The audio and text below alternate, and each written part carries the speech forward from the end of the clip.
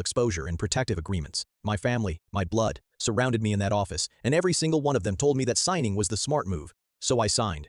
God help me. I signed everything they put in front of me. I admitted to theft I didn't commit. I agreed to a repayment plan for money I never took. I waived my right to contest the findings. I did all of this because these people were my family. And some naive part of me believed they were protecting me from something worse. They weren't. Within a week, the story had leaked, not to the police. Richard kept that promise at least. But somehow, word got out in our tight-knit community. The family's church knew. The neighborhood knew. Sarah's parents called her, strongly suggesting she reconsider our relationship because I was clearly unstable and criminal. My parents, my own parents, sat me down with these disappointed, heartbroken expressions and asked me how I could have done this to Uncle Richard, to the family, to them.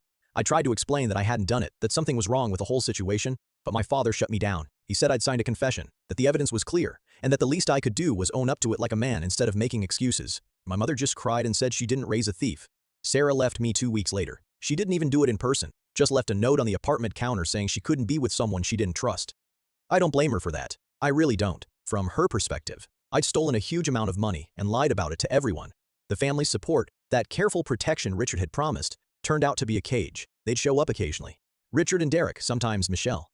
They'd take me to coffee, ask how I was holding up, slip me a little cash for groceries. But there were always strings attached, always subtle reminders that they were helping me, that they were being generous by not pressing charges, that I owed them everything.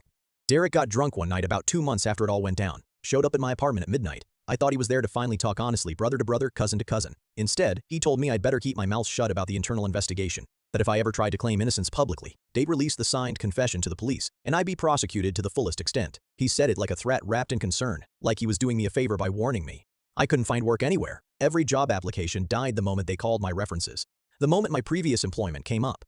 Uncle Richard owned the narrative completely. I spiraled into depression, started drinking too much, lost the apartment. I ended up living in my car for 6 months, showering at a gym I could barely afford, eating 1 meal a day. My family never stopped checking in though.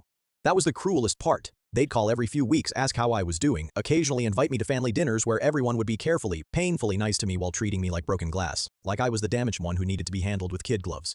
They'd say things like, "We forgive you," or "Everyone makes mistakes," or "We still love you, Marcus." And I'd sit there, dying inside, knowing I hadn't done anything wrong but unable to prove it. Years passed like that. I eventually found work doing overnight security, jobs that didn't care much about your past as long as you showed up. I got a studio apartment in the bad part of town. I existed, but I didn't live. Every family gathering was torture. Thanksgiving, Christmas, Easter, birthdays. They'd all act so supportive, so loving, while I felt like a ghost haunting my own life.